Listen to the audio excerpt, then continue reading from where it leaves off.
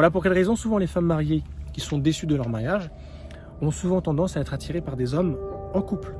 Et c'est pour cette raison souvent qu'elles ne sont pas dérangées de devenir la maîtresse de ces hommes-là, parce qu'elles ont l'impression de véritablement vivre avec la bonne personne. Ça ne la dérange pas de piquer le mari d'une autre femme, parce que si cet homme est marié avec une femme, c'est quelque part, cet homme a quelque chose de bien qui a été prisé par cette femme. Et donc du coup là, elle a l'impression de prendre quelque chose, de piquer quelque chose qui est déjà existant, plutôt qu'un homme célibataire qui est tout à prouver. C'est pour ça que la femme célibataire, elle ne sera pas dérangée d'être la maîtresse, plutôt que d'être la femme cocu. C'est ça qui est bizarre, je l'avais déjà dit déjà dans une vidéo, mais ceci explique cela. Parce que tout simplement, c'est un statut de garantie de se mettre avec un homme marié, parce qu'il a tout. Il a le statut social, il a la sécurité, il a le romantisme, il a la sécurité physique, et c'est visible, parce qu'une femme est avec lui, et cette femme-là a l'air d'être heureuse. Donc, en tant que femme, voyant cela, on arrive à s'identifier en se disant « mais c'est ça que je veux ». Parce que je m'identifie beaucoup plus à ce que la femme est en train de vivre et ressentir sous mes yeux, plutôt que ce que l'homme est vraiment. Si elle est comme ça veut dire que l'homme a quelque chose.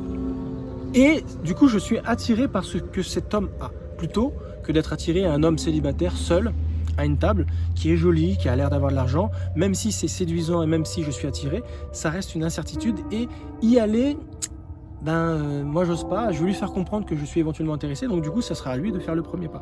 Voilà comment fonctionne la femme. Et voilà comment l'hypergamie sexuelle existe, l'hypergamie sociale, l'hypergamie affective, l'hypergamie également du fait d'obtenir quelque chose de plus dans la relation avec l'homme. Voilà ce que j'avais à te dire par rapport à cette vidéo. J'ai beaucoup débité, mais tu peux peut-être te poser cette question en tant qu'homme, mais qu'est-ce que je peux faire? Eh bien, malheureusement, si jamais tu ne te mets pas au diapason, si tu ne te mets pas au niveau d'évolution des femmes d'aujourd'hui, les femmes d'aujourd'hui, elles veulent tout. Et si jamais elles ont l'impression que tu es son équivalent, ça ne marchera pas. À mesure que la femme évolue dans cette société digitalisée, eh bien, il faut que l'homme soit toujours avec un train d'avance, parce que les femmes aiment énormément retrouver la sensation d'être protégée, éduquée, mis à l'honneur, comprise. Et ça, c'est quelque chose qui est ancré dans les gènes.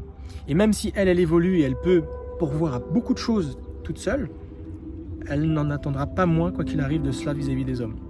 Donc si elle évolue, il faut que l'homme évolue, mais toujours avec un petit train d'avance.